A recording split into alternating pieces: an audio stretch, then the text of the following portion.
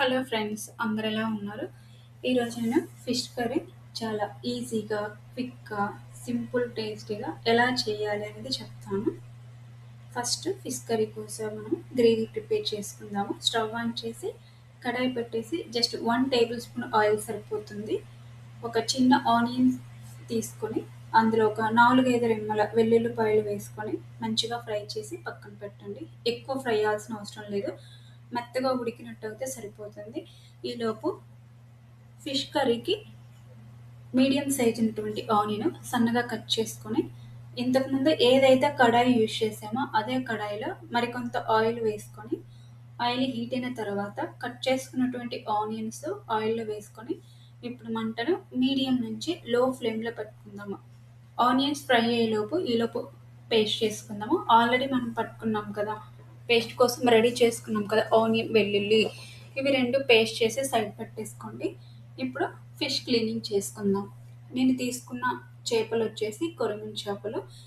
ఇవి ఫ్రోజన్ కాబట్టి నేను ఒక 10 నిమిషాల ముందు హాట్ వాటర్లో జస్ట్ నానబెట్టేశాను. ఇప్పుడు ఆ వాటర్ పడేసి క్లీనింగ్ కోసం just 1 table spoon salt, lemon juice ఇవి రెండు వేసి బాగా ముక్కలకి పట్టేలాగా కలపండి. కలిపి ఒక 2 నుంచి 3 నిమిషాల వరకు అలాగే సైడ్ పెట్టండి. ఈలోపు అనేది ఒక మీడియం సైజులో ఉన్న టమోటా తీసుకొని చిన్న చిన్న పీసెస్లా కట్ చేసుకొని ఇది కానీ పేస్ట్ చేసి పక్కన పెట్టుకుందాము. చేపలకు మెయిన్ ఇంపార్టెంట్ చింతపండు. నేను తీసుకున్న క్వాంటిటీని బట్టి చింతపండు నాకు ఒక చిన్న నిమ్మకాయ సైజ్ అంత చింతపండు సరిపోతుంది. ఇందులో కొంచెం వాటర్ పోసుకొని నానబెట్టుకుందాము.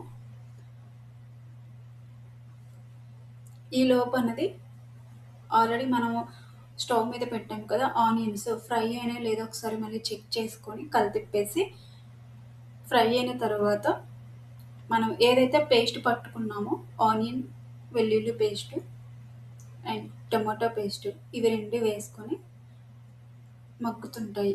మగ్గే లోపల అనేది మనము ఆల్రెడీ సాల్ట్ నిమ్మరసం పట్టించాము కదా ఫిష్కి, బాగా 5-6 సార్లు మంచిగా వాష్ చేసుకొని ఇప్పుడు ఫిష్ను మ్యారినేట్ చేసుకుందాము. వెంటనే అయినా మనం వండుకోవచ్చు.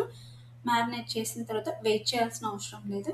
ఇందులో రుచికి సరిపడా సాల్ట్, మీ స్పైసీ ఎంతైతే మీరు స్పైసీ తింటారో ఆ స్పైసీని బేస్ చేసుకొని కారం వేసుకోండి. నేను ఒక 2 టేబుల్ స్పూన్ వేసుకున్నాను.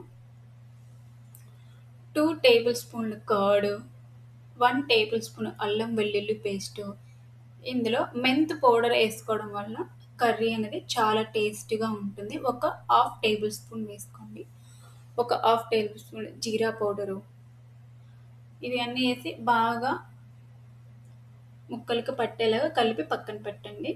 ఇప్పుడు ఇందులోకి ఆల్రెడీ మనము ఆనియన్ టమాటా పేస్ట్ వేసుకున్నాం కదా, అది మగ్గిందో లేదో చెక్ చేసుకొని అందులో నేను ఇప్పుడు కొంచెం మిరియాల పౌడర్ అనేది జస్ట్ లైట్గా యాడ్ చేసుకున్నాను.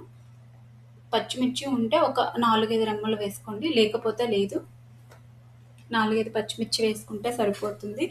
ఈలోపు ఇది మంచిగా ఫ్రై అయ్యి పచ్చివాసన పోయి కుక్ అయ్యేంత వరకు వెయిట్ చేసి కుక్ అయిన తర్వాత ఫిష్ అనేది మనం యాడ్ చేసుకుందాం. మ్యారినేట్ చేసి పెట్టుకున్నాం కదా, ఆ ఫిష్ ఇందులో వేసి ఎంత వాటర్ అయితే సరిపోతుందో అంత వాటర్ మాత్రమే యాడ్ చేసుకొని మూత పెట్టేసింది. ఒక 5 నిమిషాల తర్వాత మాత్రమే మూత ఓపెన్ చేసి మనం ఆల్రెడీ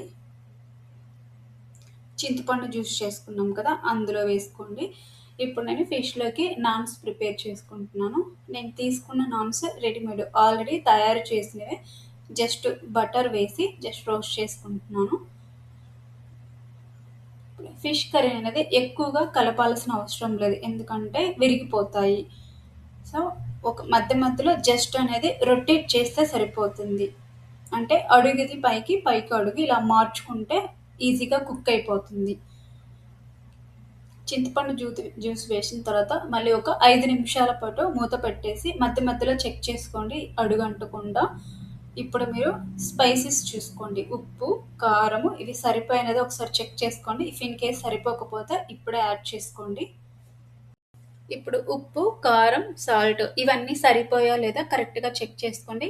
ఇఫ్ ఇన్ కేస్ ఏమైనా సరిపోకుంటే ఇప్పుడే యాడ్ చేసుకోండి. మళ్ళీ ఒక 5-6 నిమిషాల వరకు మూత పెట్టి మంచిగా కుక్ చేసుకోండి. మధ్య మధ్యలో జస్ట్ అలా ఒకసారి చెక్ చేసుకోండి. ఏమైనా అడుగు అంటుతుందో లేదో చూసుకోండి. ఓకే. చింతపండు పులుసు పోసిన తర్వాత ఒక 5-6 నిమిషాలు కుక్ చేసుకున్న తర్వాత ఒకవేళ చేప మంచిగా ఫ్రై అయింది అనుకుంటే అప్పుడు మాత్రమే మళ్ళీ ఒకసారి రొటేట్ చేయండి. చేపననేది చిన్నగా చిన్నగా మాత్రమే ఇలా కలితిప్పుకోండి. బాగా కలితిప్పినట్లయితే మనకు ముక్క విరిగిపోతుంది. తినడానికి బాగుండదు. ఓకే. ఇప్పుడు కర్రీ ఉడికింది అనిపించినప్పుడు మనము దించుకునే ఒక 5 నిమిషాలు లేదా 3 నిమిషాల ముందుగానే కొత్తిమీర ఉంటే వేసుకోండి. నా దగ్గర కొత్తిమీర లేదు కాబట్టి నేను పుదీనా వేసుకుంటున్నాను. పుదీనా మాత్రం ఆప్షనలే. కుక్ అయిన తర్వాత దించేసుకోండి. ఒకసారి నేను చెప్పిన రెసిపీ అనేది ట్రై చేయండి. ట్రై చేసిన తర్వాత మీకు ఎలా వచ్చింది అనేది నాకు కమెంట్స్‌లో చెప్పండి. ఏమైనా రెసిపీలు కావాలంటే నాకు కమెంట్స్‌లో చెప్పండి. నేను అది ట్రై చేసి ఎలా వచ్చిందో నేను తిని చూసి నేను వీడియో చేస్తాను. అది మంచిగా ఉందా లేదా అనేది. Thank you for watching. Thank you for supporting.